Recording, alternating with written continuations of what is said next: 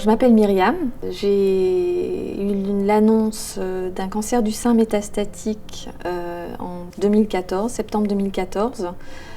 C'était très difficile à vivre, donc on est tout de suite rentré dans un protocole assez lourd, donc il a fallu réagir face à tout ça. Donc j'ai mis en place plein de choses autour de moi pour m'aider à supporter cette annonce, pour m'aider à supporter ensuite les traitements. De la fatigue, énormément de fatigue. J'ai été opérée, j'ai eu un curage axillaire et une ablation du sein droit. Donc suite à cette opération, en fait, j'ai perdu beaucoup d'amplitude au niveau de mon bras. J'ai eu des douleurs, beaucoup de douleurs au niveau du sein aussi, un lymphœdème. Toutes les activités physiques, quelles qu'elles soient, en fait, vont permettre de gagner un confort physique vraiment important, c'est-à-dire à plusieurs niveaux. Donc, moi, j'ai gagné en amplitude respiratoire.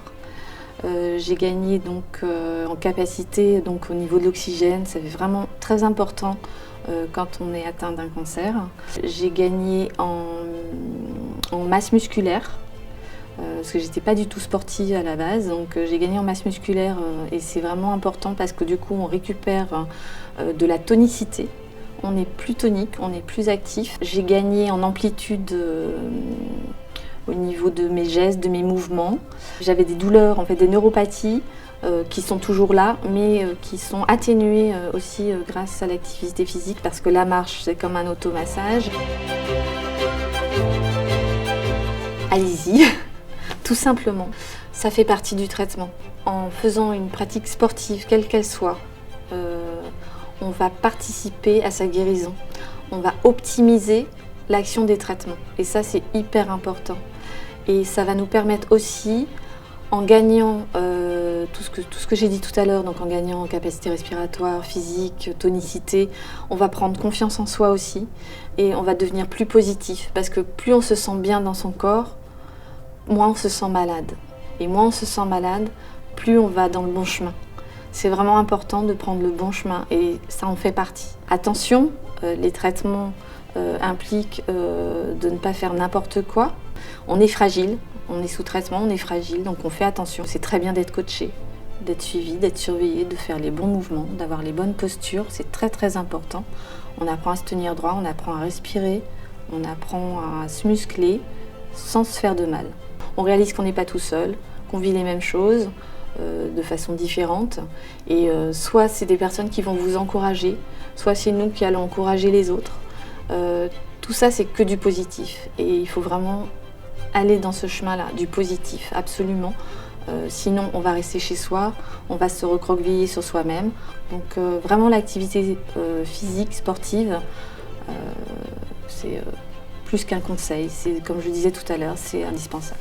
Un truc important, enfin quelque chose d'important, c'est de se dire que quand on est actif, on est vivant.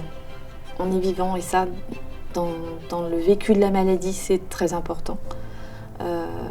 Et on se sent vivant en pratiquant une activité physique. Oui, ce que je voulais rajouter, c'est qu'en pratiquant une activité physique, quand on est sous traitement, quand on est malade, quand on n'a pas le moral, on peut aussi mal le vivre parce qu'on ne se sent pas forcément capable. Sous certains traitements, on a du mal à faire 2 pas, mais il faut se forcer.